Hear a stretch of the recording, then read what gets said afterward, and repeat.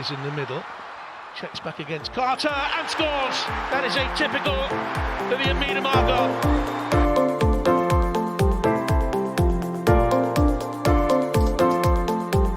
Quickly gets it back again. Oh, what a goal!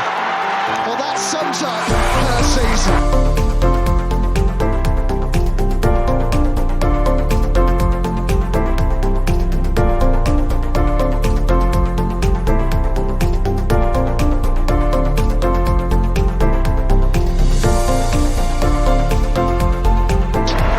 The Gunners are UWCL champions.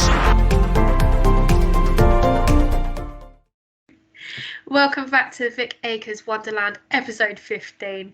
We're back and I have got some good news. We've reached 50 subs on YouTube and 10 across the podcasting platform. So I just want to say a massive thank you for everybody that is tuning in and listening to us drone on about the team that we love so much. Even mocking each other from time to time and correcting each other. But it's all harmless fun. But all the latest news for the Arsenal at the moment is Liam Williamson, PFA Player of the Month. She's been sensational for the last few weeks, hasn't she?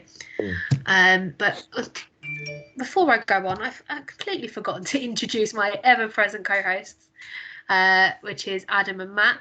Matt, how are you? I am good. I am almost in a boxing corner, ready to get ready and fight in my corner for when I'd go to lay tomorrow. As everyone knows, it basically might as well be an island because it's so untravelable unless you have a car. Yes, it's going to be a tricky one there. Oh, You're on mute. You're on mute, Lottie. Lottie, you're on mute. And oh my gosh, that was so embarrassing. We're a proper podcast now. We've forgotten we're on mute. Definitely. Well, as I was talking to myself, I was saying the current chuckler in the background that you can now hear and see on your screens if you're watching on YouTube. Adam, how are you? Very well. It's been a long. For anybody who remember me, my other job is I was taken over. I've been working for 2 weeks, and it's been a long 2 weeks. But this has sort of been one of the highlights I've been looking forward to. Pick over, what's happened over the last few days and what is to come. No, definitely. But back to our latest news. Kim Little is out for the rest of the season. Yes. I mean, after the Sunday results, that was the perfect Monday morning kick in the teeth. Wouldn't you say, boys?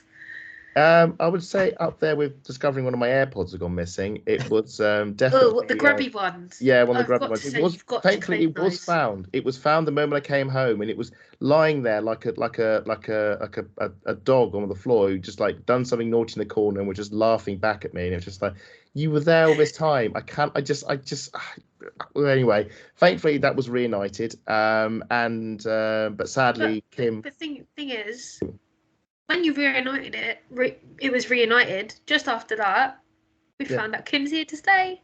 Exactly, that's the thing. This is the thing. It just snowballed on. What was it? The good news came back. So yes, Kim out for the season. I think there was a sort of general feeling in all of us. I think we knew it was rumoured, strongly rumoured that was the case. I think it was a thing. We knew the club hadn't said anything. I think exactly. We felt like we knew, and it was just like hope and pray for the best. I'm not going to pretend that that kind of elephant isn't in the room, sort of thing. So Zadrasil, she now adds herself into the list of enemy Arsenal Karma is coming for you.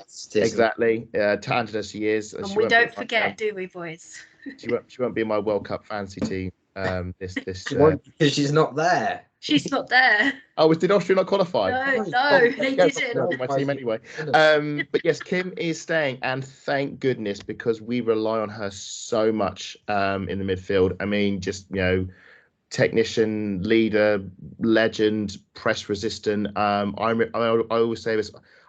I watched her first on TV and doing her stuff and think that's pretty good. When I saw her in person in the East Stand, watching her twist and dart and get out of the press and play the part, and you just think she's so good.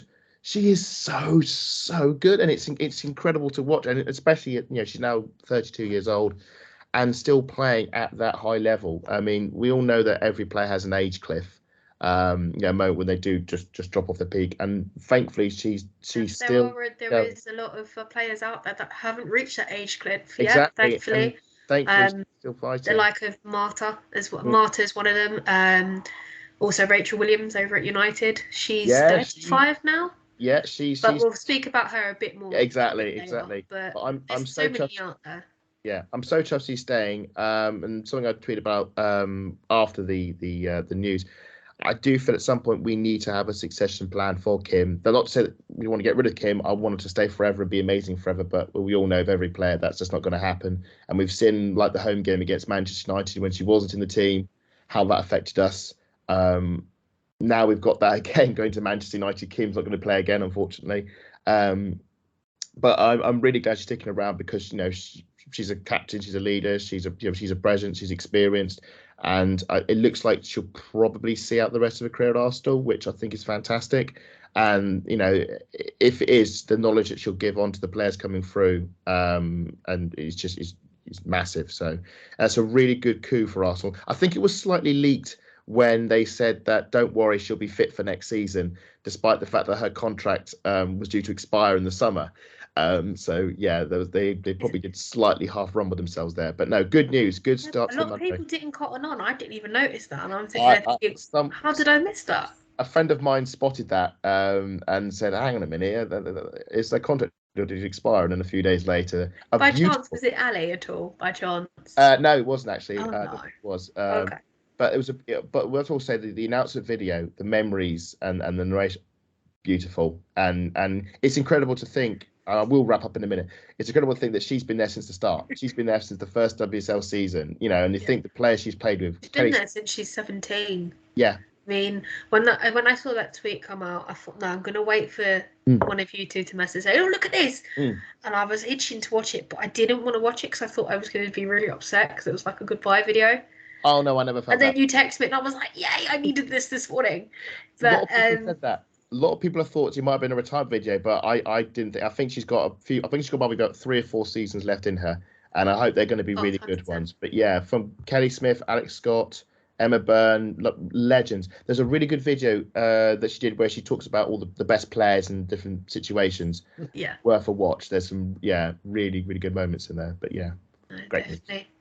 How are you feeling about that big piece of news, then, Matt? It's a lot of feeling in that, that's for sure. Well, I think there's a lot of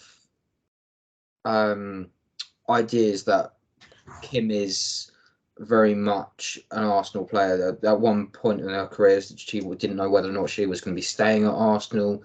She didn't know whether or not what was going on. Joe Montemurro brought her back in, and she's just gotten and developed. And when you think back to a lot of these players that we come back to, like a Jane Ludlow or Kelly Smith or Rachel Yankee, Alex Scott, Emma Byrne. I'm just naming off legends now, just for show. But these are the type of players that you associate with Arsenal. You look back at the photos and go, oh, hold on a minute, that's Jane Ludlow. Oh, you see Rachel Yankee on TV. Oh, Rachel Yankee used to play for Arsenal. And it's just these sorts of things that you're seeing. And there's no doubt about it. Kim Little is iconic. And I know that you're going to use that as a word, but that's going to be my word. Okay, right. So I'm stealing this off the Arsenal Women Twitter. Describe our captain in one word.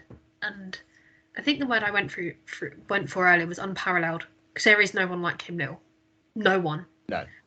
Like, everybody has their own side of football, but with Kim, she's just a joy to watch, and no one can top her for me. I'm going to be a bit rude. My word. It's underrated. Underrated, and people say it's said about her so often. Who's the most underrated player in the WSL? And everyone comes back and says Kim Little. I don't know if it's because of how little by name, little by nature. She is quite small, and maybe people underestimate her. She doesn't play for a Spain or France or the USA. You know, she plays for humble little Scotland. And I always think if Kim Little played for England, she'd be the first name on the team sheet in the heart of that midfield. And it's a crime which is not talking together the fact that Scotland have not been more successful with the players they've got. But she's almost been unfortunate because she's been a driving force in that team, and you know she should have had much greater success on the international stage with that team. She's been robbed, unfortunately. But she's definitely underrated, and I fall back to my previous comment. I only really appreciate her fully when I saw her in person. But players who play, she made in America. She left Arsenal for a bit to play in America. You know, she's played the likes of like Tobin Heath, who regularly say, "Oh, she's the best player I've played against." You know, not the Megan Rapinos and the Lloyds and the Morgans and so forth. It's Kim Little. She's one of the best players ever played with, and yeah, I think she does get a reputation, and she's a captain.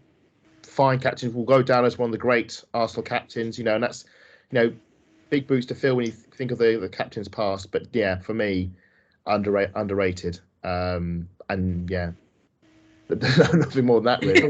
That was a very long one word, but completely underrated. agree. That's my word. When Kim goes to lift the trophy, she brings Leah forward. Yes. And then Leah does the same with Mary. She's almost like she knows who's going to be next in line for this captaincy, no matter what happens in the next couple of years. But if when Kim goes, I don't see any other captain but Leah Williamson. I'm looking forward to Leah bringing Kim to the Champions League trophy we're going to lift in the at the end of the season. It's all roles reversed from the Conti Cup final. What kind of like it on how Ellie Carpenter just like on her crutches, like swinging like a monkey on the pitch against or that Katie McCabe boot photo after the quarterfinals. One of those. And then next thing she's kicking a ball a few days later and scores a screamer. Just Kim Little, I think she will never be forgotten because of her technical ability. I've always described her as like the Santi Cazorla-esque, but she's able to do more because you can't get to use the Wenger quote. You couldn't get the ball out of her in a telephone box. Phone booth, phone booth. Paraphrasing that was a very American phrase. Phone booth. Phone booth. Telephone box. Telephone box. Yeah. Remember telephone boxes? Remember when they were a thing? Yeah, you just walk past them and they're just smelly. Back to the rest of the news. Steph Catley, Caitlin Ford, and Leah Volti are back in training, which is music to my ears. Leicester has been rescheduled for Friday the 5th of May for 7:30 kickoff instead of being played on the Sunday. And apologies to the fans who can't make it. I know there's a lot of fans that were flying in and their flights are on Sunday. Hopefully we'll see you there, but if not, I send my apologies. And the best bit of news is our UWCL semi-final is almost sold out. Yes. I mean, 10 years ago, there was only 1,406 fans there, and Leah Williamson's mum was volunteering on the gate. I mean, and now we're looking at nearly a full house of 60,000 fans. I mean, how exciting is that, Matt?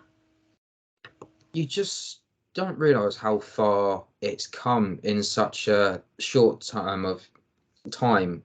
I mean, you look at, say, 10 years ago, the Emirates wasn't really selling out, but a lot of the time now you look back at it, whether it's the women's, whether it's the youth team or it's the men's team, it's almost close to full, or it's near a half full because of that the lower ring is all done.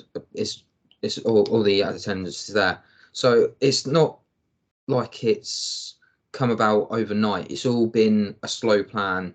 The slowly expansion of the Super League, the fact that we've had players like Tobin Heath, the fact we've had forgetting her name now. She's in my Morgan and Alex Morgan. Thank you. Play for Spurs. Press and all these sorts of American superheroes. I think that's the best way I can put it. because that's what megastars. Megastars, Yeah, megastars. whatever you would like to call them. Yeah. They've helped raise the profile, but the WSL has also been its own thing. It's brought its own stars. It's developed its own Leah Williamsons, Fran Kirby's, it's Jem Beatty's and Kim Little's and Jordan Nobbs's, and at some point that it's also helped the England team as well. You think back at it as well.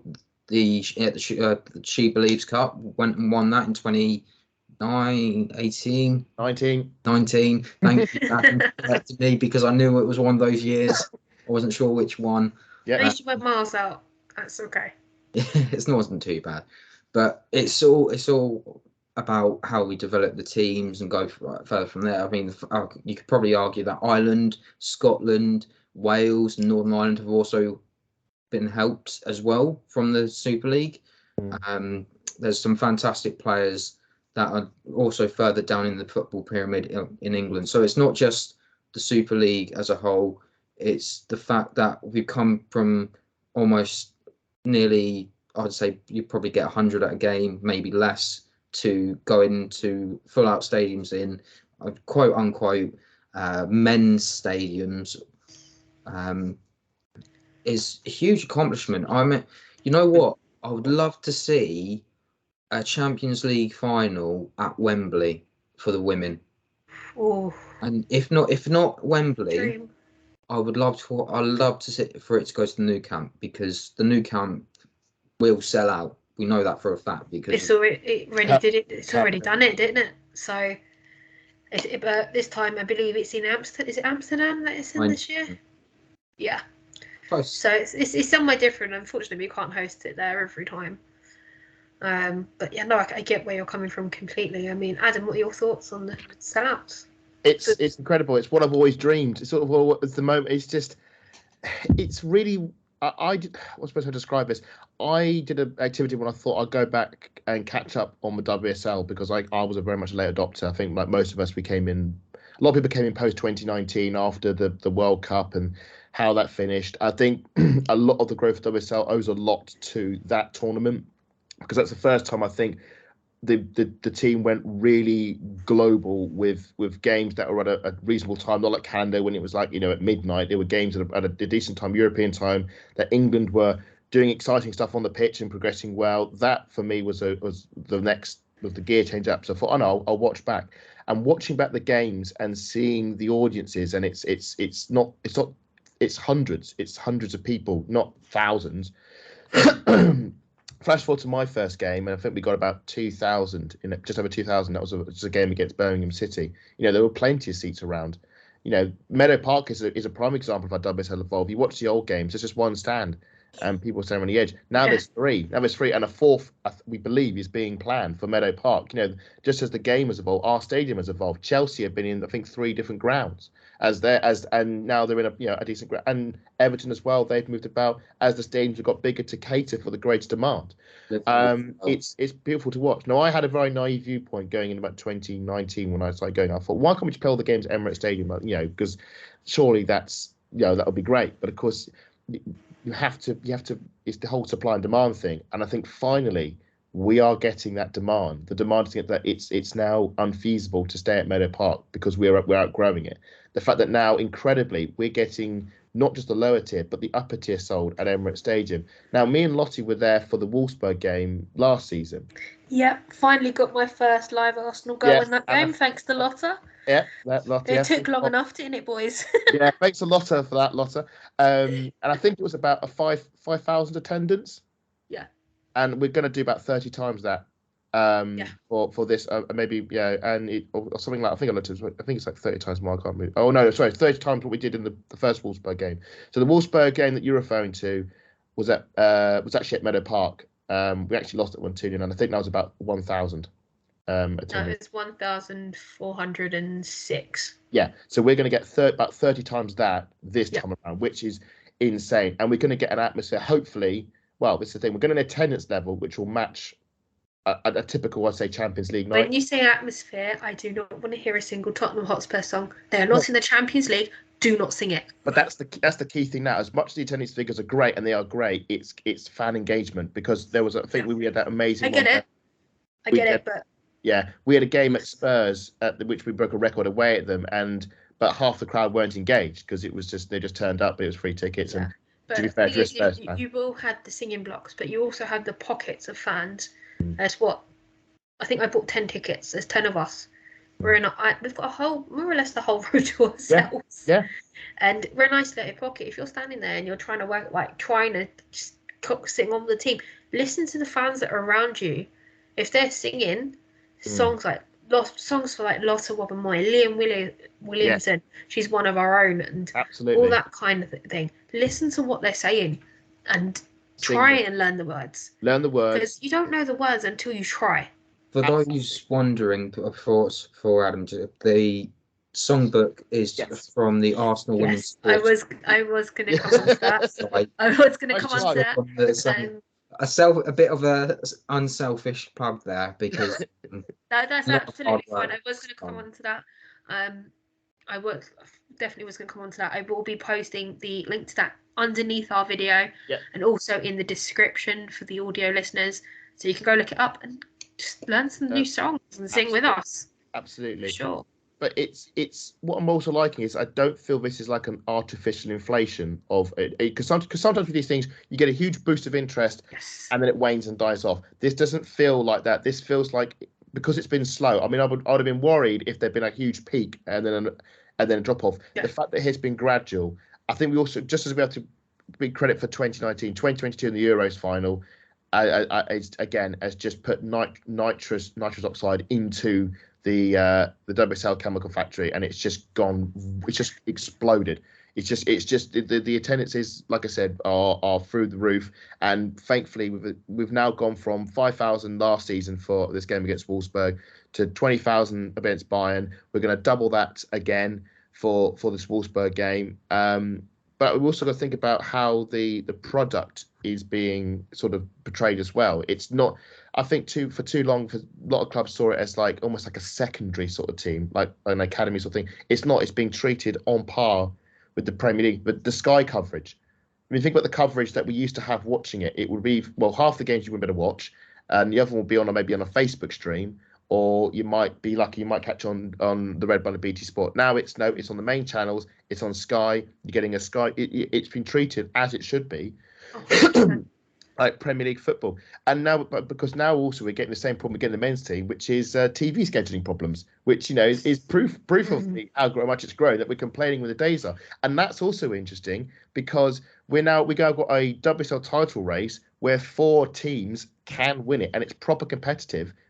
For quality teams, and I say that with gritted teeth, that could be so. And because of that, all 4 of them have a right to be broadcast. In the previous seasons, probably get 1 live game per week. Now we need to squeeze 4 in, because we've got to see Arsenal and Man City and Man United and Chelsea play live, because all of them have. And that's definitely. But also, I think advantage for that as well, regardless of the scoreline, it also showcases the smaller teams as well. Like, if you look at those top 4 teams that are in for title race, they've got massive men's club backing. And then you look further down the table, there is backing by their men's team. Not so much necessarily Reading, unfortunately. But the rest of them, they've got their men's backing, but not as much as the top 4. I think Chelsea, Arsenal, more recently Man United, City, they are the big investors in their women's teams, because we bring in the trophies. Maybe not Man United yet, because they've only been around maybe 5 years now. They came up in 2019. 18? 19. Because Villa got promoted before them, and then United went the next season. Okay. So, but what's interesting is Man U and Spurs came up at the same time. But you can see, but out of the 2 of them, Man United are the ones pushing on, Spurs on. But you see, look even further, there are clubs further down the pyramid with great investment that have got Newcastle. We'll come to that in a bit. I know you're eager, we will come to we'll have a look at the Championship further down the pyramid in a little bit. This is something that I do have a bit of an issue with. You've got other clubs, so Coventry United, not owned by anyone. who are struggling at the moment. There's a chance. There's going to be a chance that they might not even have a team next season because of their financial issues. And it just goes to show you that if you think you can own a club for pennies, you really can't. It's now you've got to pump millions and millions into the club. I know 100%, but there's also the clubs that have to operate on a budget in terms of advertising. A lot of them don't have the advantage of the top four at this point. A lot of them, and a lot of clubs don't want to put money or let them play at their inverted commas men's stadiums, main club stadiums. I'm going to call them. West Ham is a perfect example. Like they haven't played in that at all, and for the away fans, like for West Ham Arsenal, the away fans will come. We will turn up because it's in London. We can all travel across, no problem, as long as the trains are working. Yeah, and as long as there is the train service. So, yeah, exactly. In that stadium last season, it was literally just felt like an away game for West Ham at Tottenham and Redbridge. It was just ridiculous. Like Arsenal fans were standing in the standing area. They were in the main stand as well over there. I think it's like the Carling stand. You had Arsenal fans ending up being in the biggest stand of them all because they didn't know where else to put them, and West Ham ended up selling out the state. It's a bit awkward when you go to Brisbane Road for a North London derby and you're almost a home team because you've outnumbered the Spurs fans that have turned up. But that's another interesting one because they've had a really bad season. No pitch. What is wrong with them? Do you know what? I'm not surprised that penalty wasn't saved. Even I wouldn't even jump for that. I wouldn't. Being in goal now, if I had to be there, I am a goalkeeper. Well, wondering. But would you let Bethany England just score if the floor was that bad? I would. I would have just let them have it. Yeah, because exactly. It was terrible. I wouldn't rest myself on that. What you were saying with the West Ham thing is also interesting because if you look at a club like Leicester City, they're pretty much playing all their games at the King Power, which is great, but there's no atmosphere. And same with Reading because the following isn't big enough for the stadium, and that's I think they haven't. With Leicester, I do feel like they do have the money to advertise more and push it, but is it a case of are they not using their tools properly? Whereas Reading, they could be on that budget, and advertising. I get because they're not a Premier League club. I think they're in the Championship at the moment, are they? Reading. I don't remember. It's been a while since I looked at Reading.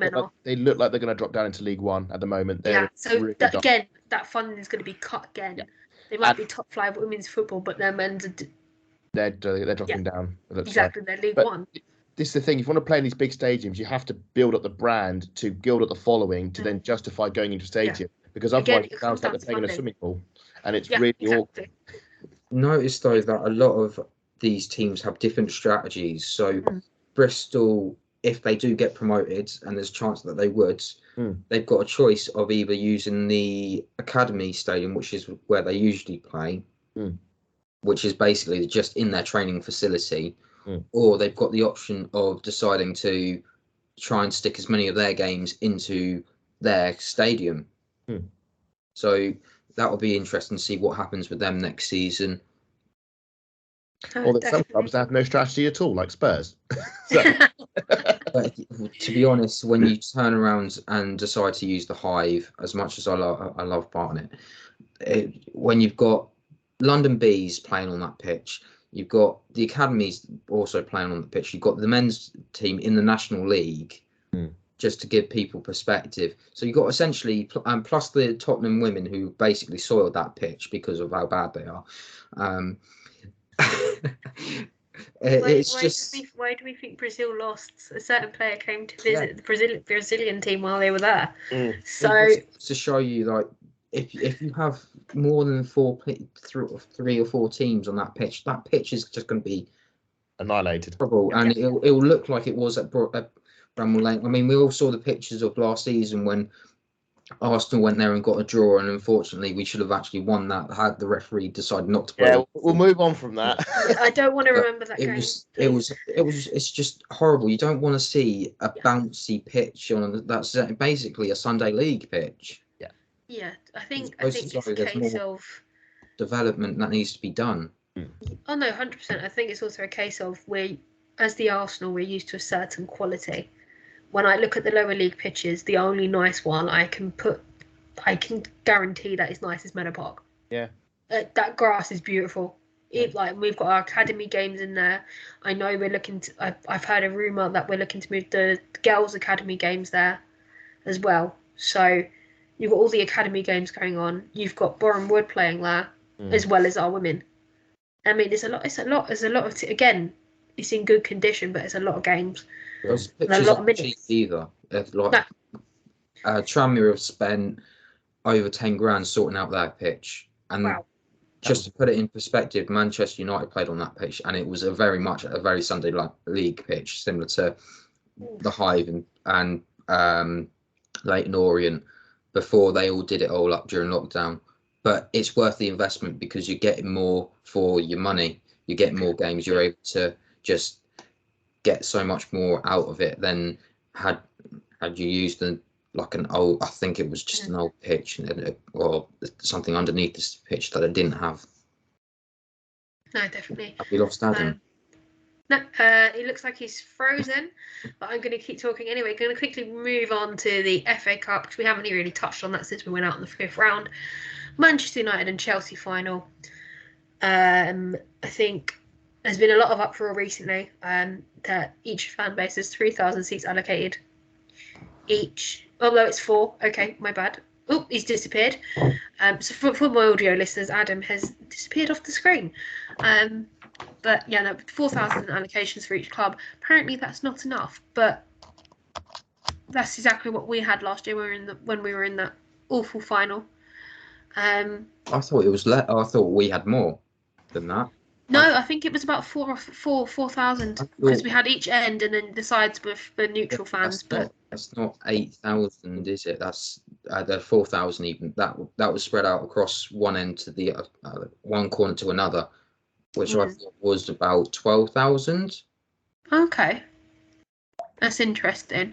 But either way, I do feel that game is going to be a sellout for sure. The Man United and Chelsea fans will be out in force. Mm-hmm. But looking at the Man United Brighton game, I mean, Brighton were 1-0 up at 36 minutes.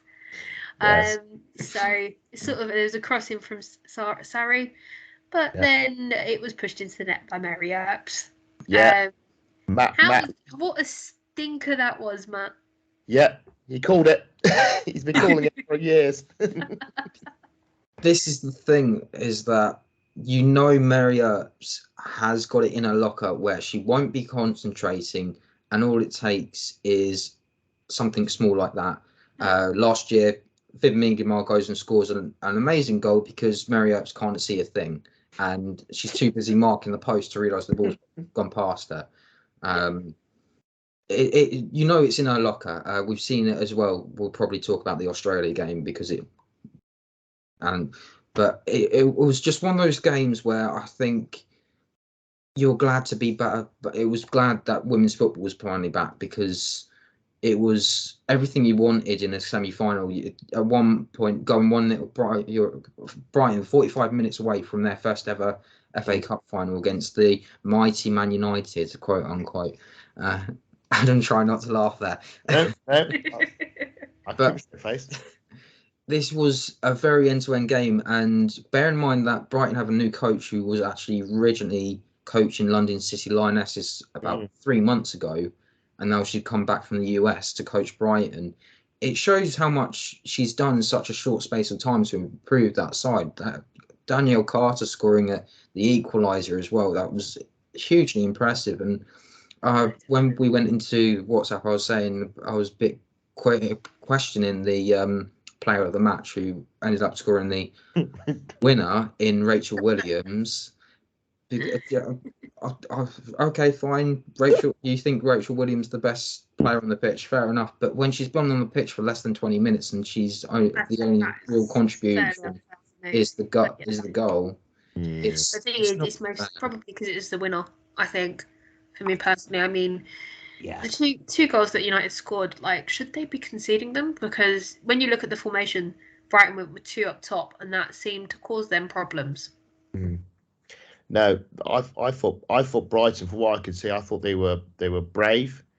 and gutsy, and they weren't afraid. I mean, too often with these fixtures, it's especially when we've played Brighton, it's 11 players behind the ball, and we'll grind out a 0-0 draw. That'll be a triumph, and that's great, especially when they do it against Chelsea.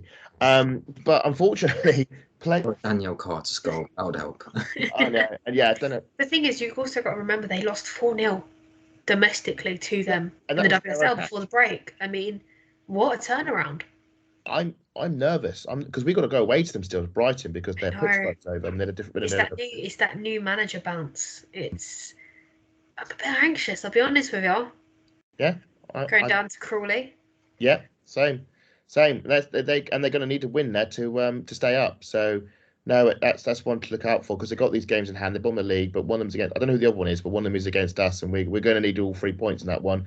That's going to be a lot harder. The other one is Everton. I think they played this week. Is that right, Matt? Yes, they'll play on the same day that we play United. Yeah, they kick off at 7 though. But yeah, though, just Man United are apparently back where they belong in a final, and I think this is their first final I can actually remember them being in. Yes, and I've been watching. I've been watching WSL for maybe 2 seasons almost now.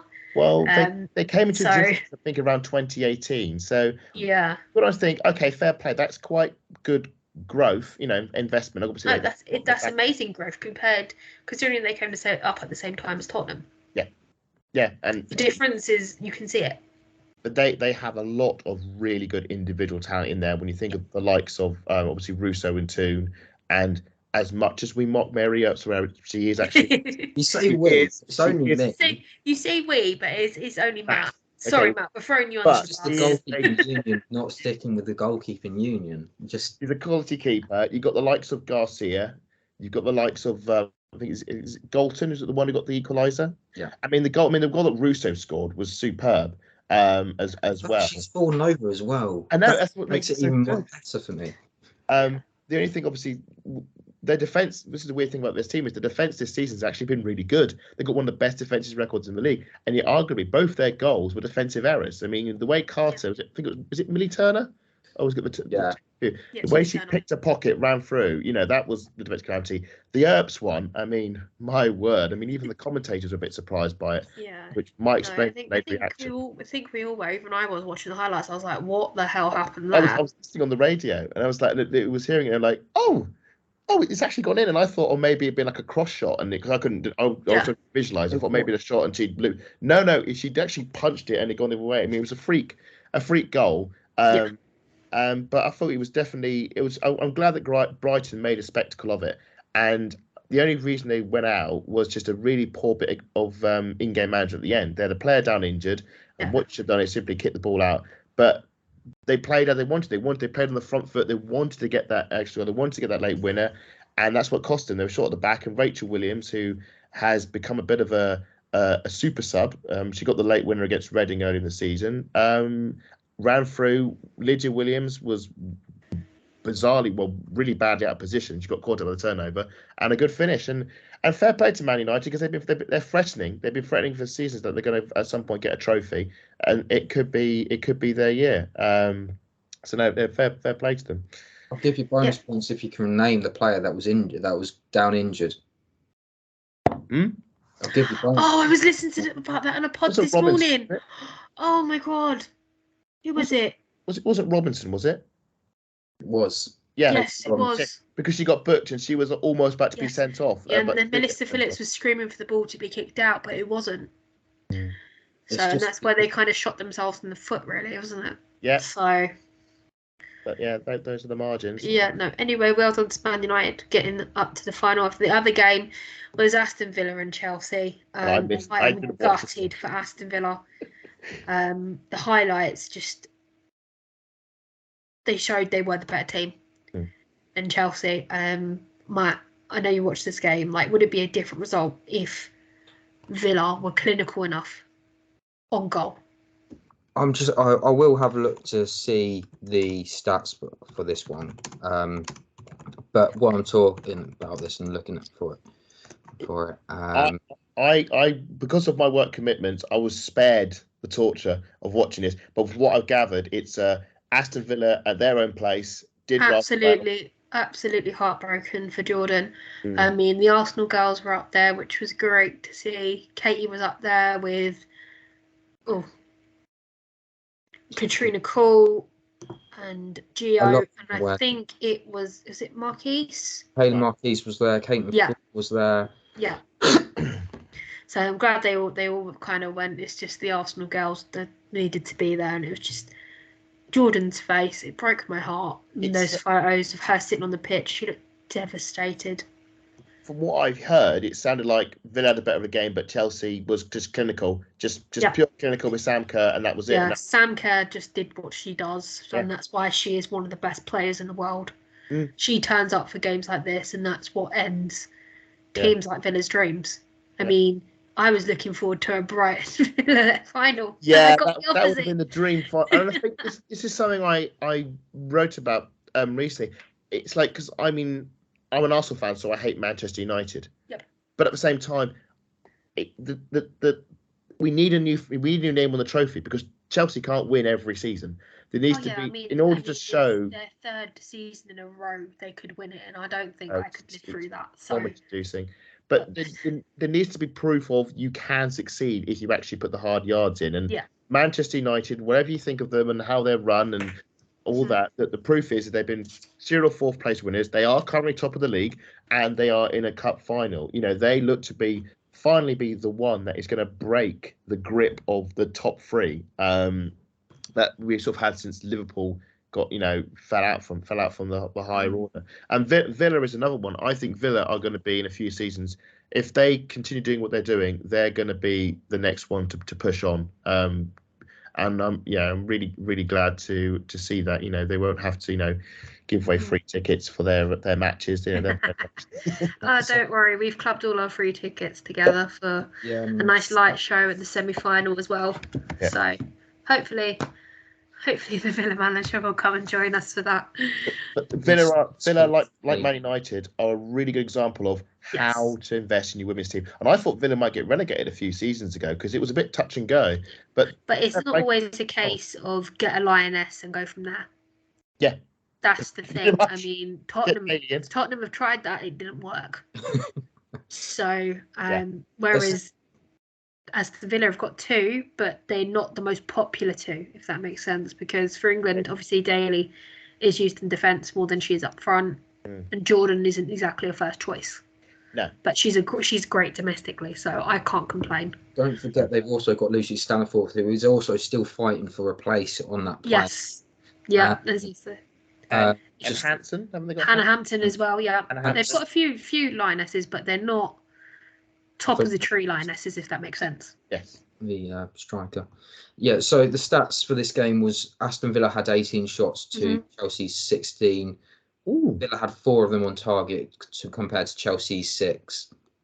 So Chelsea had more. I'll tell you what exactly happened with Chelsea. Lauren James was running through on goal and shooting left, right, and centre. Was she playing like a headless chicken again? I know that sounds that's a really bad analogy, but that's the best way I can describe when she just starts shooting left, right, and centre. That's really bad.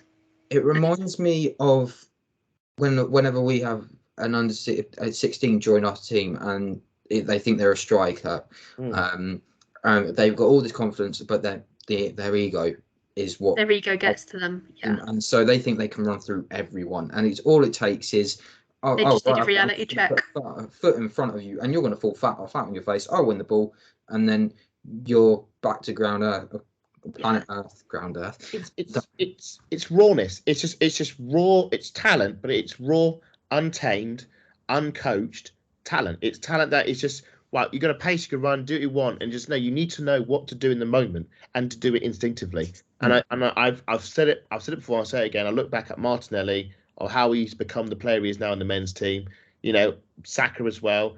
And the trade-off is you look at Pepe and how he'll run through and you don't know what he's going to do. He could score a worldie, or he could knock into Rosette, or he could fall flat on his face. She has talent. There's no problem with that. Sorry. Oh, yeah. Unquestionable. But the fact is that she was quite crucial. She went inside for the goal against Brazil. And she allowed Lucy Bronze to carry on inside. It's things like that where she's got the intelligence to do things like that, but she needs to carry it on. She can't just keep going.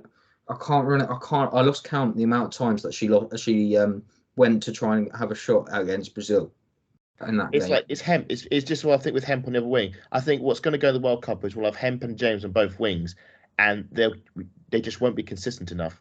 They just won't be like with Beth Mead. Have Mary Kelly there. I'll be honest with you. Well, she'll probably be one of the super subs like she was to good effect in the Euros. But you look at Beth Mead, she knows what to do in the final third in her wing position, when to cut inside, when to go for the byline, when to deliver the cross, when to take the shot. I think with James and Hemp, although I think Hemp is slightly better because she's growing up and getting better, there is that element of, do they know what they're going to do in the right situation? Are they going to make the right pass, the right decision? Because that is critical. And I think when they get it right, it looks brilliant. They look amazing. And you think, what a player. But it's like what you say, Matt. A lot of the time, it's the wrong decision. It's the cut back rather than the cross, or the shot rather than the pass. And, that. And you think, let's not forget that Lauren James has actually played for Arsenal before. She was in the academy, and then before she moved to Chelsea, and then Man United, then back to Chelsea. So she has sort of almost learned the Arsenal way, but she's almost picked up some of these bad habits probably from other players as well. Yeah, no, definitely. But that is the end of our FA Cup wrap up. We will be following the final to see how that goes, but now we're going to move away from the WSL on the top flight and just have a look at the lower down the pyramid. It looks like Bristol City are on their way back. They are 6 points clear, which means trips down to Bristol for us next season somewhere. No idea where, unless one of you two know. No what? No what? Sorry. Where Bristol City actually play. Oh, I was going to say, I know where Bristol is. I know where Bristol is, but it's where the I don't know. Earlier, did no one? It might be the actual stadium, or it could be their academy. I know. So I know where Ashton Gate is. I don't know where the academy specifically is, but I'm sure Google will help us. But no, it's good because as someone who used to reside in the West Country, first it was Yeovil. Well, Bristol and Yeovil were the two, although Yeovil. Yeah. Only was there for a bit and then very quietly disappeared. But Bristol City were a staple of the WSL. They were known as Bristol Academy at the time, and players like Lauren Hemp, I believe, came from Bristol. So for quite some time they were. Lauren Hemp came from Norwich. No, but she played for Bristol, and I think Caroline Weir might have done as well. If memory serves, but there's been so many of them. Yeah, but also they're also notorious being one of them. Now she plays for Liverpool, although she doesn't even play. Yeah. And nowadays, of course, they're more well known for the fact that we beat them 11-1 a few seasons ago. I don't think it was 13. No, it was level 13. I thought at one point we did beat them 13-1, 13-0. That was I know that was USA Thailand, wasn't it, World Cup. But I'll be glad to see Bristol back. I did think their relegation was warranted because it did feel like it was something a long time in the post. I hope when they do come back, they are a better team than the one that left. So it's if they do get they are being 6 points clear at the moment in the championship. So yeah, fingers crossed. Fingers crossed. It just goes to show you how competitive the championship is. The fact that they've only got one promotion spot and one relegation spot. Yes, but we've all agreed in previous shows. Yeah. WSL needs to be bigger. Definitely need to be bigger. There needs to be more teams going up. And exactly. By the same token, I feel like we need the 2 up, 2 down rule as well. Because with the one up, 1 down, you get X amount of points and you're safe. Yeah. I mean, Brighton could go on a run now and they could be safe. Do you know what I mean?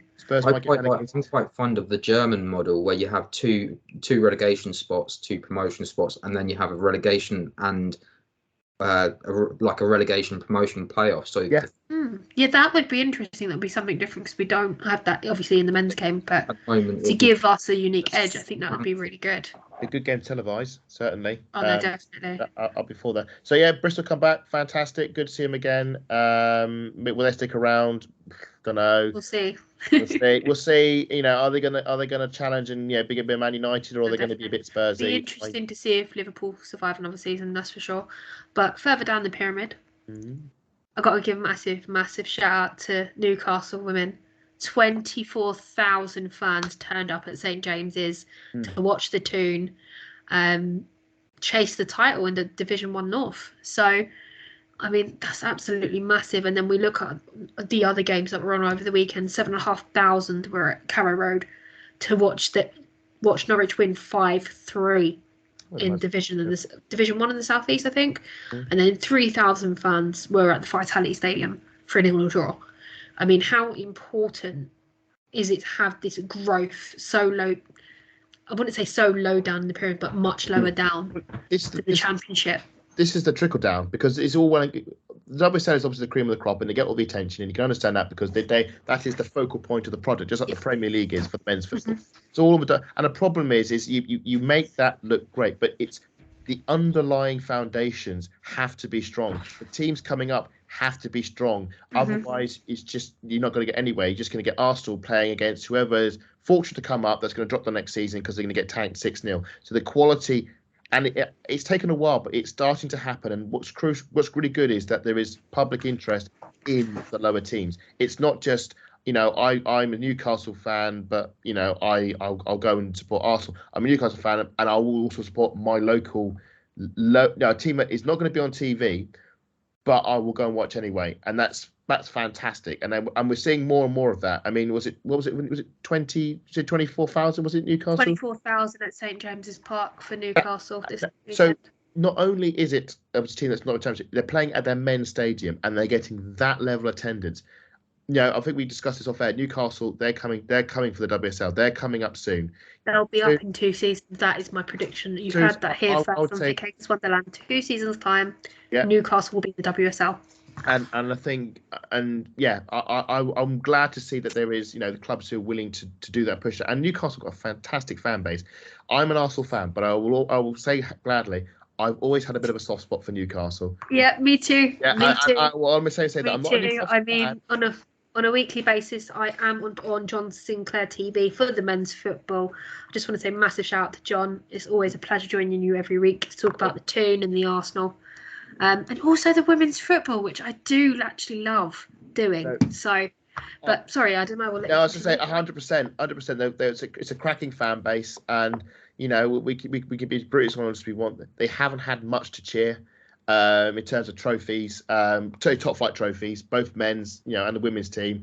But they are as passionate as the rest of them, and I'm really glad that it looks like they are properly getting behind their women's team as well, and that will be fantastic because I've never been to St James's Park. But it looks like an amazing stadium. Do you know what? It's beautiful up there. I love St James's Park. And honestly, if they do get to WSL, that is one ground we need to go together. Matt's got a short journey than me and you. Well, yes, England, that is true. We've all got to go and we'll sit together and enjoy it because St James's Park is a lovely little ground for an away day. The irony of it being easy. And nobody parties like the Geordies boys. I can promise you that. Very true. The irony of being easy to commute to James's Park than it is to Lee Sports Village it should not be lost on it. That's the thing. I would love, and again, if it's failed at James's Park, because I think they will go. They'll make that call because if they're selling out, not selling out, but they're getting that level at this level, if that makes sense. The attendance level is only going to go up as they. And I just it's. But I also think, and again, we should do WSL growth. As great as this is, we need more coverage of the championship. We, in the men's team, the League One, the championship games, they get live games. That even the non-league. I watched the Wrexham Notts County game. That was live. Yeah. Oh, that was amazing. That game. Yeah. That was a non-league game, but it was televised, and that was amazing. And also shout out to Wrexham, who are doing amazing stuff for their women's team as well. Must make sure. Thank you, Ryan, and thank you. I forget the other Rob. That's his name, is it, Rob? I think so. Legends. I'm really glad they're getting behind the women's team. So fair play to them. Hopefully we'll see them in the WSL soon. That'd be really nice. They're in the Welsh League. Yeah, well, can't they come over? Like Cardiff City come over for the Premier League? I don't know what the rules are on that, but I would imagine that. Well, it's another thing we're going to find out and learn about. But again, another club really getting by the women's team, and they're getting proper support, and that's what we need. So but coverage of. I didn't see this Newcastle game that happened, but I would love to have seen it on TV. Yeah, I would have as well, 100%. I mean, I would have loved to seen the Norwich game, 5-3. Yeah, exactly. I love games like that. Need to be on the TV to promote the game. Nail on the head, and this is something that goes back to like the FA Cup games. Like I remember going on about it and writing piece about it and going on about why isn't there enough TV coverage to go around for the FA Cup games. So you have, I always go back to Southampton playing away to their rivals at the time against Ipswich.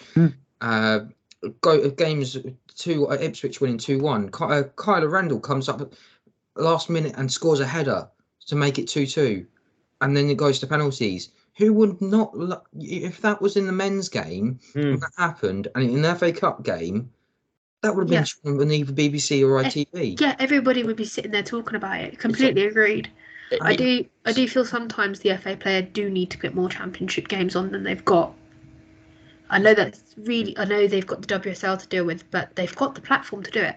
Do you not agree? Yeah, absolutely. I mean, the thing is, with the FA Cup, there's no WSL. Well, most WSL games, because if it's only earlier rounds, pretty much everybody's in the FA Cup, and they only show like the one BBC get one game, and there is nothing else. It's from the 5th round onwards, isn't it? Unless your club is doing a stream, it's untapped potential. And the problem is when a team comes up to the WSL, we've hardly seen any of their players play because there hasn't been the coverage. We haven't had the chance to watch their progression up the table, and I think the DAZN are looking to, are clearly interested in buying rights. Why not sell the championship rights to DAZN or the non BT do the non-league men's team? I mean, DAZN have just got the NWSL, haven't they, as well? Yeah. So why not do it? Yeah, people will watch.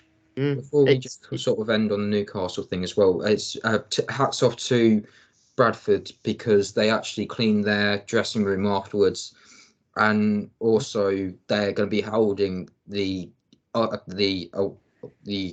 game, their home game at Valley Parade. So hats off to them as well. Yeah, I saw that this afternoon. I think I saw a tweet from Carly Telford. Yeah, Carly Telford. So that is just great to see, and the fact that Bradford or where are they at the moment? They League One or wherever. Yeah, the fact that they're League One and they're sharing with their women's team is just, I love to see it. Absolutely love to see it, especially when it comes to a club being seen as one and not just two separate teams. And just to finish off with this, we were saying earlier about teams going to the men's stadiums, not enough fans, not a great atmosphere. Yeah. These teams coming up look like they've already got the fan base inbuilt. Yes. When they hit the WSL, I've got to be honest with you, with that Newcastle fan base, that kind of scares me. Yeah. Imagine them coming down to can you just imagine them coming to the Emirates and we just had the whole of the clock end black and white. Only the lower tier though, just blacked out like we do like we used to do in the cup games, because now they're putting the away fans upstairs. But it's not going there. But it's going to go complete black and white at a women's game, like. It's going to go from like going to Leicester or going to Spurs, and we're basically the home team because we've got more fans. We'll actually properly be outnumbered, and that's what I'm really looking forward to. Is when these Newcastles and Southamptons and Watfords and all these coming up who are Norwich, who are getting over 5,000, 3,000 fans in. Yep. That's the moment when the WSL will go up another gear. That's the moment. That's what I'm really looking. And that again leads me to say we need to expand it. It 100%. Needs to be expanded. 100%. But it's a case of you've got to wait for the growth, and the growth is there. It's coming. But it's on its way. It's just a matter of patience, and unfortunately, I don't have very much patience. Wait 5 more years, and we'll be there. Don't worry. 5 years. Halfway through my current 10 years. I believe we are due for a update on the women's development program. So the grassroots. I know. So we've obviously seen interviews from Leah and Jonas. They want to move more games over to the Emirates, and I can see that happening more and more, especially with the bigger clubs, because the bigger clubs will want to be in on that. They will want a proper away end, not these little pockets that pop up. They'll want an away end, and the only risk with that is you get the idiots coming over, but you want that atmosphere, you want the challenge, and that's what makes football great. Yeah.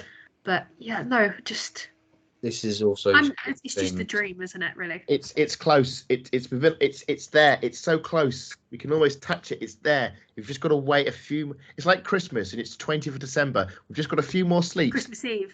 A few more seasons. Just a few more seasons, and the WSL will be as we want it. We've just got to hang on for a few more. Just on the support, a lot of the stuff that Arsenal Supporters Club do are fantastic. A lot of the away end sort of stuff has been all through the sports club. It's not just about Arsenal turning around going, oh right, okay, we'll say the game against Chelsea, Arsenal and Man United, Chelsea and Man United were given an away end because Arsenal wanted to give them an away end. They didn't want to go, right, we'll just spread everyone out left, right and centre and have a mix zone. It was about, we're trying to develop the game and this is how we're going to proceed in the future. My one concern is you look at somewhere like Walton Hall Park, which very small stadium, very well open, but they don't have an away section, so everyone's just going to be either standing one end of the stadium or not. But that's something for another time. The fact that they've got the new stadium might be open, the fact that they might be able to move a few more games there over the next couple of seasons might be an idea. They can't really expand it at the moment, but they are looking to. It's just going to be, at the moment, we've got these away sections, and I'm hoping that this carries on next season. So whoever drops down, whether it's a Reading or Tottenham or Brighton. Thing is, in a way, I don't want Tottenham to be gone because I'm going to miss my twice a year batterings. So in a way, I don't want them to drop down, but also I want them to because they need to develop their squad and sort their lives out. Absolutely. Because you can't cancel the UWCL just to not win 2 games since October. It's not on. And what I think Mark's saying about away stands is really interesting because I think as the season started, I went to Ajax. I went to Amsterdam to watch Arsenal versus Ajax. In the cage. And you had to buy the ticket on the website. Yeah. To do it, it was a right faff. I had to, get Google Translate and work out how to get for the menus. It's a bit like the Crystal Palace game. I had to sign up for a Crystal Palace account. I don't want that. I know. I've had to unsubscribe from their things about advertising shirts and the fact that Roy Hodgson's returned again. Exactly. But what's happened throughout the season has evolved, and I think the supporters club have been involved with this. Matt can probably confirm is that you can now get away tickets through the Arsenal website. Yes. You can now buy tickets away, and originally there was sort of like a promo code thing, but now it's like no, you go in and you allocate a seat. So when I did Germany, for example, when I did Bayern Munich, I went through the Arsenal website and it said, right, there we go, you got a ticket in that area, and it was done as though it was the normal Arsenal way. I thought this is exactly what we needed. But we had to push so hard, and not only it's not so much system, but it's getting permission from the opposition team to say, can we have an away stand at your ground and allocate the area for us? And thankfully, a lot of the teams have been supported. Some teams less so, because at the moment it's purely voluntary. There's no compulsory system. It's all sort of handshakes and thank yous, and we'll let you have this. It's not written in stone. So that's what's going to come next. It's getting there. That comes with growth, doesn't it? Absolutely. Were you both at Reading away? No. I was meant to go, but I ended up having COVID at the time. Unfortunately, that was meant to be my first away game, and then I got COVID, and it was just it's been great since then. So, not. For whatever reason, either it's because apparently they just want everyone to be in a mix zone, so then you get it doesn't feel right, and it's a bit like the North London derby. I was in the lower the North. Yeah, was it the North London derby? We were all mixed with the Spurs fans, and they also we should be all three friends. And I'm sitting there thinking, this is a North London derby.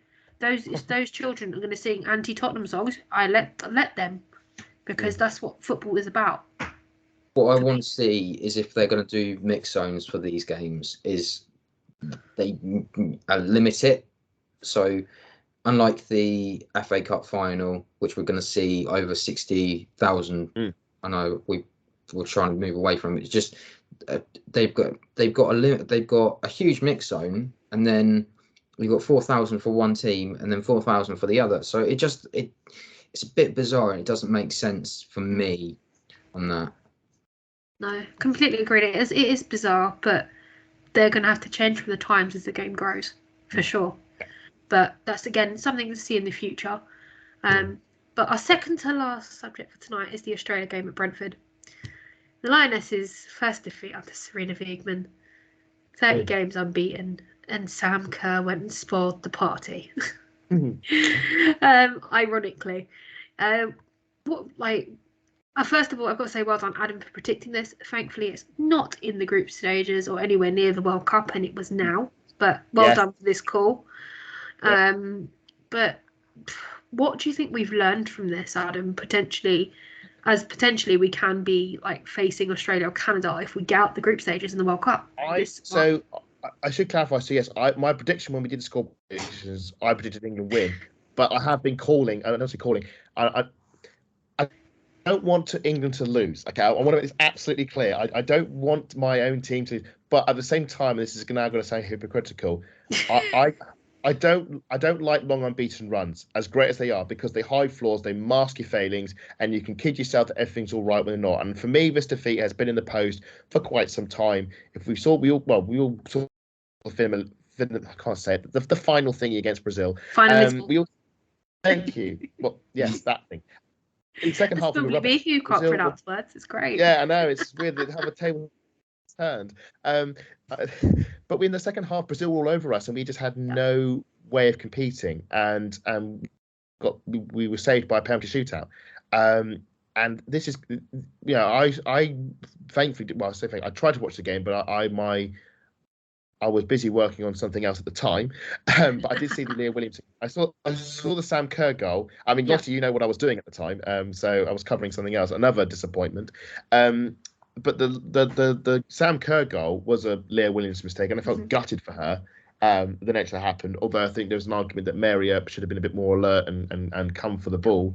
And from what I gathered, the second goal was a deflection. Was it off Leah Williamson? Was it? They were both deflections off Leah. And sorry, my voice went all the players to fall to. So, from what the glimpses I got, I don't know how much threat we actually had in the game, but I think this is a good sort of check, a reality check, if you will. Because we weren't fantastic. I normally enjoy the England women games, and I didn't enjoy this one particularly. No. So, which is a shame because it was I think it was a good crowd at the Brentford to watch it. It's interesting with Australia because obviously it's the last team. Well, if you treat Team GB as England, but they're not, but they sort of are. They were the team that lost. Really. They're not really, but they had England players in. Yeah, they did, but you had the likes of Kim Little and Jen Beattie there, so it doesn't count. Yeah, but Team GB lost to Australia at the Olympics just before then, and then Serena came over, and then obviously we've won every game and drawn every game and been on the beach and blah blah blah, and then back to Australia again, and it's a defeat. I think it's a really good reality check. I think it's a really good that that Serena can go over the team and go, right, what's happening with this team? Because I think there has been a slow sort of deterioration, which I understand post Euros. How can you match that level again? I remember I think we had a draw. Was it a 0-0 draw against, I think it was Czech Republic? We weren't great against them. We had a few. I think we had a draw in one of our trips abroad. I remember there was a 1-1 draw. We had, I think it was it Norway? We drew 1-1. I think it was late goal from that one. Weren't great in that one. And these things do build up over time. And I'm really glad if we lose now and go right, we can reset, go into the World Cup and go right. What was wrong? Now there were absentees, as we know. Millie Bright was missing. Who was rocking our back. So it's a chance to see how some of the squad players would work. But no, I'm glad. 30 is a good number. It's a nice round. It's a nice base 10 number, which I like. If it was 30, if it was 29 or 31, it'd be rubbish. So it'd be irritating, wouldn't it? Exactly. I agree with that. 30 is a good innings. Reset. Serena, I trust her to pick it apart. And then if we play Australia again, I think there's a good chance we could beat them because we'll be better. We'll be all the better for it. You learn more from your defeats and your victories, and I think we'll apart from that. 100%. Matt, how much of a miss was Millie Bright and Alex Greenwood that night? I mean, we obviously had the likes of Esme Morgan come in over Lotta Wubben-Moy, and it was a bit of an odd one for me because I would have put Lotta there personally. But how much of a miss were Bright and Greenwood that night? I actually missed Millie Bright. Medieval Bright. Yeah, exactly. What's happened, Lottie? You've changed. It's not a case that she's in an England shirt. I've already told you guys for my Euro shirt, I'm having Rachel Daly. End of story. Nobody can change my mind. So, yeah, that's if she goes though. I'm waiting to see if she goes first though. I'm hoping she probably will, but not as a striker. I will say that. Yeah. Should be going. I think that was the problem, wasn't it? We were exposed at left back Yeah. I don't think Jess Carter is the answer, if I'm honest. She, looking at the stats, her minutes are very limited compared to some of the others that are playing at left back, but then it's a case of who plays. To be honest with you, Matt, a lot of people were impressed with her at the finalism. I was not. She was playing right in front of me, and I was like, no, I don't like this. Not for me. Plays in the back three, doesn't she, for Chelsea? Yeah, she does. She does. She doesn't play in the. We had a 4 that night, didn't we?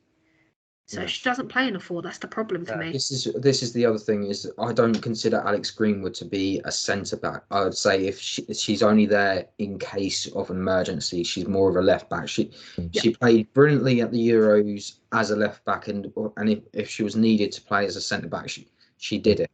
But it's more like when City had the problems last season with all their injuries, Alex Greenwood had to adapt to playing as a centre back, which she does really well at. But for me, Alex Greenwood has to be playing left back. If you're going to have Rachel Daly playing further forwards, I would probably even consider playing Rachel Daly out wide and then Alessia Russo up top, because for me, Rachel Daly does everything that you want. She's able to press. She's able to be a target in the box. Yeah. She's a fox in the box. She as well. She's quite good at the long range efforts as well. And the easiest way for me to describe Rachel Daly, she's the Aston Villa Kate McCabe. Yeah, that's the easiest way to describe how she plays. Feisty, can play across the pitch. With her is that if no one else is helping her, she crumbles. So whereas I would see if she was playing on that right hand side, she would be able to. Her and Lucy Bronze would be just able to turn and go about it, swapping every 5 minutes, and it wouldn't be a problem. I should probably mention that Batgirl, aka Lauren Hemp, going off. That probably caused that was definitely concussion again. I still don't think she should have started at all, to be honest with you. It is worrying that the fact that on the day of the game that she just goes down like that, and that happens. It seems like they haven't followed the protocols properly. I mean, the fact that Alex Greenwood went and scored a penalty in the finalisima and then decided to go home because she had a concussion. Yeah, that was. I'm still impressed. It's almost like she needs a standing ovation or something, because to still have a concussion, because it was a really bad injury, head injury. Let's not forget that. But it was just Australia seemed to have this plan, and Adam's made a really brilliant tweet about this. Adam, for my audio listener, Adam looks very confused right now. What tweet was this? Sorry, Matt. Australia's plan is essentially that they're going to try and win the World Cup like we did the Euros, because essentially they've got this plan in place. And I didn't tweet this. Is it not you? I don't know. Probably not. It sounds way too. I'm pretty sure it was someone. It might have been someone that was close to you. Maybe it would have. You want about it because it's a home tournament, like it was a home Euros for us. It's a home tournament. They would see that as that's the ultimate goal. I think Australia are forgetting about New Zealand in this. Yes, it's a joint thing. So we're hoping for an Australia-New Zealand final. That would be great. It would be great. Or just but New Zealand. Then again, I don't think I know enough about New Zealand to say who would win that. So, unfortunately. This is the great thing about World Cups, though. You get some fantastic players that you've never heard of. You've got the fact that you've got Haiti in our group, and we've never heard of half these players. Or if we do, they're probably. Then you've got teams, or I think the other team in our group is China. Yes. Absolutely no idea. Whereas I know a bit more about Japan because we've got the likes of Hasegawa and Mana. No. In China, they are a force of women's football. They have won the World Cup before. Yeah, I know that. I've got to be honest with you guys. You guys had the 2019 World Cup. This is my first World Cup I'm actually going to get up and watch. Yes, it is. And I'm so excited. I mean, I've just had my first Euros. My first Euros, we won it. Now it's on to the next one. And I'm looking at that trophy and I'm thinking anything is possible. But obviously, I know the likes of the USA. I know the likes of Canada. Those big names, big household names that are always there. and you're very wary and sceptical, like, I'm not too worried about coming up against a European team. It's the rest of the world I'm concerned about. I'm really sorry to drop this on you, Lottie. Sorry, I was going to say, I mean, because obviously we watched 2019. Like, how did you miss 2019? I'll be honest with you, I didn't watch women's football. I've been watching, as I said, I've been watching that season. Well, not this season, last season. The first few men's games, it was killing me. And I thought, I'll put the women's on.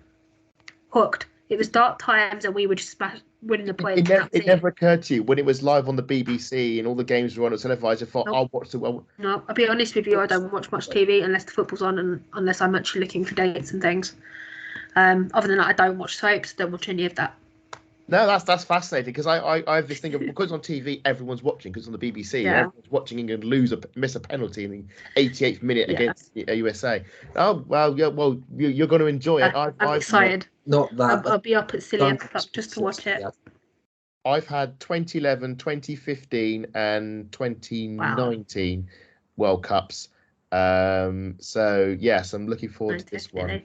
I think the best bit I'm looking forward to is the Vic Akers Wonderland World Cup League. We're going all the way with our brand new show, Road to Stadium Australia, for the summer. Yep. So we'll keep everybody company for the summer. Also got a very extra special co-host joining us for that summer, which is going to be so much fun, but we will reveal more towards the end of the season. But let's get to the bit where what we're actually here for, and that's tomorrow night, Man United v Arsenal. Obviously, no Kimmy Little. Katie McCabe is suspended. Yeah. Killer. But Jonas has confirmed Catley and Volti will be back in the fold. Fork is sidelined. Who comes in on that left-hand side? Obviously, Catley takes her spot back. Who's playing in front of Steph? You want to go for it? No? Okay, I'll have a stab. So I'll give Matt this one, and no, I'll have a stab. Someone actually asked me this on Twitter, and I'll look for our forward line. Hurtig's probably out because she's injured, I think. So she may, if Hurtig was fit, I think he'd go for her, but I think she's a foot problem, and we've not seen her play like at all. She's always on the sidelines in the tracksuit training kit, not playing. As I said, McCabe's suspended. Ford is injured, so I look forward. All I can see is Gio, or maybe Katrina Mollacall's been coming on off the bench to play on the wing. I'd imagine Palova will play on the right, with Steiner up front, and then you probably have a midfield of Leah, and Nelson Mornham. But I think it could be Gio. You know, I think that could be. Do you know what? Gio's our wild card for that. I really do. She didn't play at the Emirates. And they haven't come up against her yet, and I think that'll be really interesting. If we've learned anything from Brighton in the FA Cup game, we need to play with two up top. My frustration is we're going into the probably one of the two really hard away games with half our players. It's like, of all the timing could not be worse. You know, give us a week and we'll have Ford back. You know, and why McCabe had that moment of madness of Chloe. Anyway, unfortunately, we're playing a game of a hand. Control her temper. It wasn't Kelly's fault. I know this sounds really bad. Should have been control your anger. You know, let's go with your hate. She managed up until the Man United Emirates game, and I'm just like, can you just hold on a little bit longer, please? I think this is going to be a real. We've praised Arsenal for the way they've adapted to injuries. I mean, Jonas even talked about this in his pre-match. There was an argument of what. It's like because of all these injuries, he's having to go into a depth squad, and the squad will be stronger for it because they're united and against what's happened, and they're having to play in slightly different positions, but they're making it work. He's having to make new combination of players who don't normally play. They're getting better for it.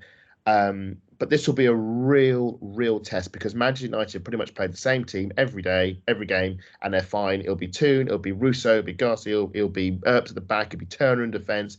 And is it Hayley Ladd? Is that the other one who played? Yeah, again, you can probably reel off if you've watched Man United. I haven't watched Man United enough, I'll confess, but if you've watched them enough, you can probably guess most of the players in the team because it's always the same 11, and you don't blame it because they're good enough to win the games. That's why we're top of the league. Whereas we're having to go into the very depths of our squad itself just to piece together an 11. I'm very intrigued to see what our bench is going to look like. I'd imagine it might have maybe one or two youth products, 2 goalkeepers, and that might be it. I think it's time to bring back Michelle. That's for sure, for that bench. Yes, maybe this could be a moment. Maybe it could be Jodie Taylor's moment. She is maybe she might get the start. You never know. Our Rachel Williams. Her and Stina up top. I think she'll come off the bench. I think she could have a Rachel Williams moment. I think she is a super sub, 90th minute head in. I think it'd be a lot of Wubben at the back with Raffaele. I think she'll be partnering. Interesting left back because yes, Catley's in, so it'll be either Veenreuter or Maritz on the right. So it'll be when you say Catley's in, either it'll be Veenreuter right, Maritz left, or Maritz right, Catley left. So that's a bit of interesting. That is going to be interesting, but I have a feeling Maritz is going to come off the bench to replace one of them at some point. I'll be honest with you. Do you think he'll start Veenreuter? Yeah, I don't get me wrong. I love Maritz, but I'm more comfortable with Veenreuter at the moment. I'll be honest with you. Right, I'm going to bring up a point now because you've done it now. Go. Goalkeeper, you haven't mentioned. You think I think Sabrina's going to go in goal, if I'm honest, because think of who they've got. You know how dodgy and lucky Miss Katie Zellum is. Here we go. Williams' goal. I think Sabrina's the perfect goalkeeper because they're not going to know what to do. Whereas with Manu, they know. You saw what happened, and what happened the last 10 minutes. They threw the bottles and everything forward, and they get 2 goals from headers, and that was mainly. I'm not blaming Laura because of Laura's height. I'm 5'5". Adam's taller than me, and there's a lot of other people that are taller than me, and they're going to go and win the ball.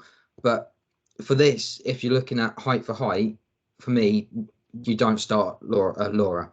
Yeah. You start Noelle. But then the problem is with Steph. So I'd imagine what's going to happen is Steph's going to come off the bench actually halfway through that game for Laura, and Noelle just swap sides. I do like what you said about Sabrina because I think it was in the Emirates game, the Toon goal. I think Manu misreads the cross, doesn't she? Yes, she went to go and get it, and it was too high for her to reach. Sabrina, I think, of what I've heard, is better aerially than Manu. I mean, Manu is better in the air than she used to be, but she's still not great. And I think you're absolutely right. They'll be whipping crosses in. I mean, that's how they beat us at the Emirates. Crosses, free kicks, set pieces, corners, and aerially they outdid us. So I think it could be Sabrina. And it is interesting to see that he's now sort of abandoned the sort of I'm only going to weigh one keeper as my first choice. He's now got 2 keepers who are pretty evens, and he's been quite flexible. I think Manu will play against Wolfsburg, and I think Sabrina will play against. You're absolutely right. I think Sabrina will play against Manchester United, and we saw against Man City, she's good enough, and we need her against Man City. And for me, she was the player of the match. I know it didn't go into McCabe, and I fully get that.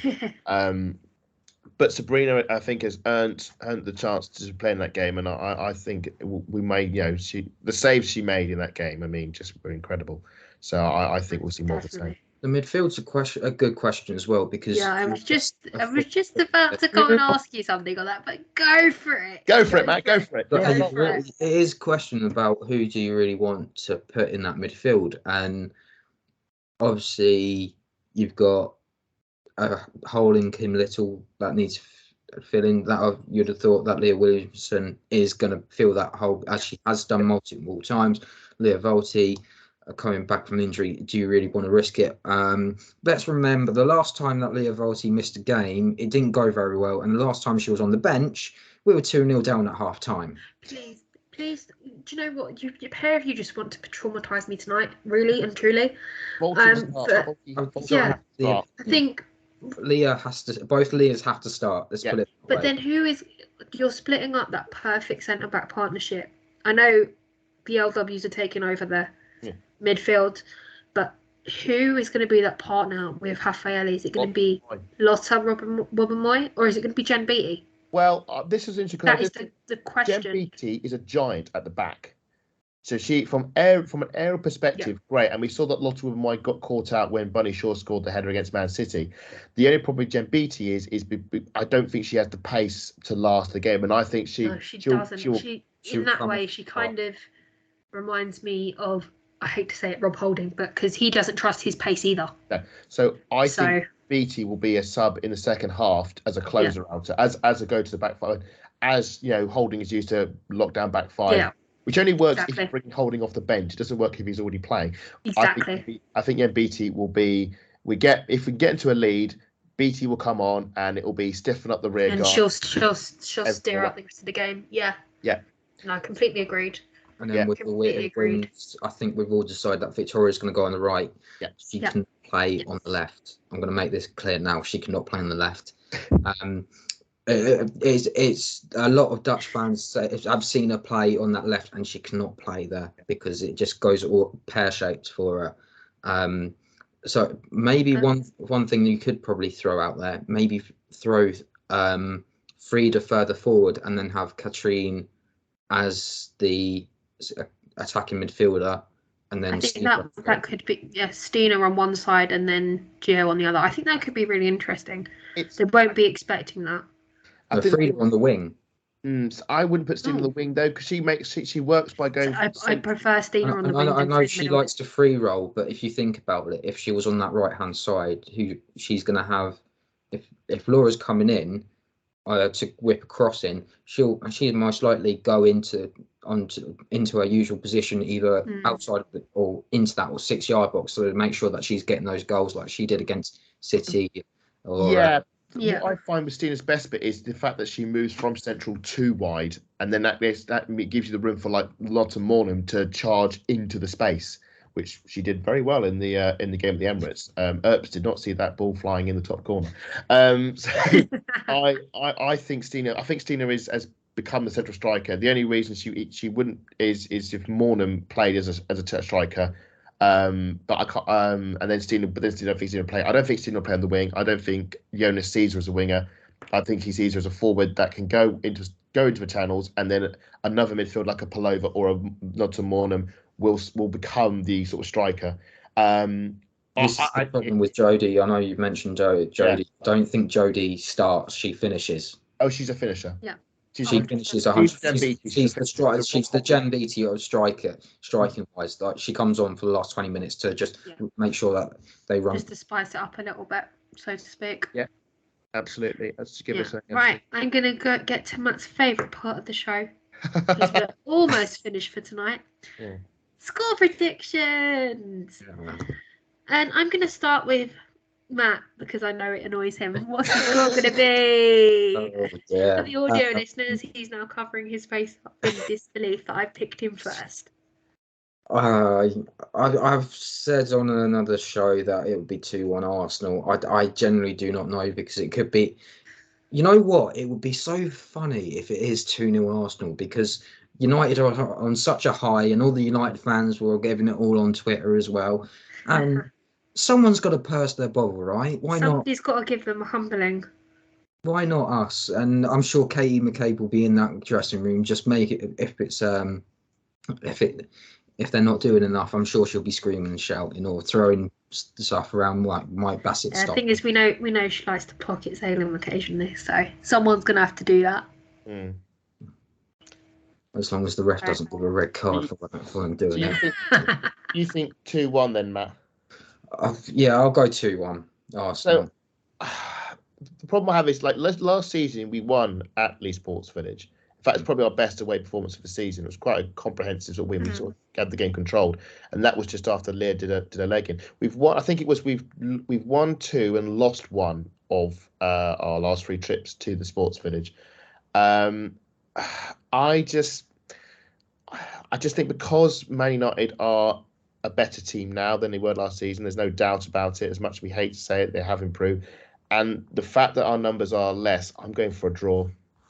I'm going for a 1-1 draw. And I think it will be a goal in either half. I don't know which way the narrative will go, but I think if we rescue a draw in the second half, like a 1-1 draw, I think we will be quite happy with that. I just think that Man United have got the more numbers, and the more settled side, shall we say. They know how to play together. We're having to reconfigure yet again, just as we got it all right again. Little's out, Ford's out, McCabe's out, and suddenly we're having to shuffle it all over again. And I think that might affect us. But I think we've got individual talent-wise, I think we've got better players in key positions than Man United. Man United got great players, but I think we've got slightly better ones. It's just if we can get it to click. If Steena's on form, we've got a chance. But I'm going to go for a 1-1 draw. You know what the thing is as well, just before we do close out, if either of us lose, there's still a chance that anyone can get Champions League football. It also brings back Man City into the fold. It just intensifies the race, really, for it. Fascinating. It's and fascinating. We're all here for it, but it is total stress. We can't afford Man United to lose. That's the main thing. If Man United lose, they're going clear at the top, and it's basically going to be them versus Chelsea for the title. We have to reel them in. If it's a point or if it's all three, we cannot lose this game. That's just the baseline. That's the problem. Which is going to make it more interesting. I have a feeling there's going to be less Man United fans than they originally thought, because this was supposed to be a sellout. Yeah. So I imagine there's only going to be about 2,000 fans altogether. And I'd imagine probably about 80 Arsenal fans are making the trip up to United. Something You'll be there. Yeah, you'll be there. With 3 other Arsenal fans. So, and sounds like you're still going to be outnumbered then. Outnumbered? No such thing. There's going to be plenty of Arsenal fans. We'll make our voices known. And I hope so. I'll be listening out for you. We'll look out for you on TV, Matt, when the camera pans to you. Yeah, normally I can hear one of you, and one of you are going to the games. So it's usually Adam. I think at the Spurs game, I think I caught Adam. There was a camera near him, and I thought I heard him, and I wasn't 100% sure. But yeah, no, thank you for joining me tonight, boys. I am going to end the show on a bit of a negative note, because our players have been under fire this week, both men's and women's. I just wanted to say, if in Adam's words, he worded his tweet absolutely perfect. If you're firing personal or racist abuse at your own players, you were not an Arsenal fan. You aren't even a football fan. We do not want you at a club, or yet alone in our sport. So long, good riddance, and take your vile attitude somewhere else. Absolutely. I think that's just summed it up for me. As soon as that, after what I've seen happen to Beth Mead last week, and what I've seen happen to Bukayo Saka this weekend, I've had enough of it. If you're that unhappy in your own life, don't spread your negativity out to other people. No. Just don't. It's not welcome. We don't want it. No. There are better things you can do. You can talk to people, you can seek, therapy help. There's no shame in that. But, try and find positive in your life. Don't just vent negativity at other people. There are better things you can do in life, and there are better ways that they can help. But that is not the solution. 100%. Anyway, boys, thank you for joining me. It's been an absolute great show. This is the longest show we've ever done. So we keep trying to do this shorter, and it just gets longer and longer. If you guys do listen all the way to the end, thank you for staying with us. We've had such a great show today. I've enjoyed myself tonight. There was so much to talk about. We did chat about a few extra things I didn't think we were going to cover, but yeah, I've really enjoyed tonight. And we'll see you on Friday for the review. Absolutely. Have a good evening.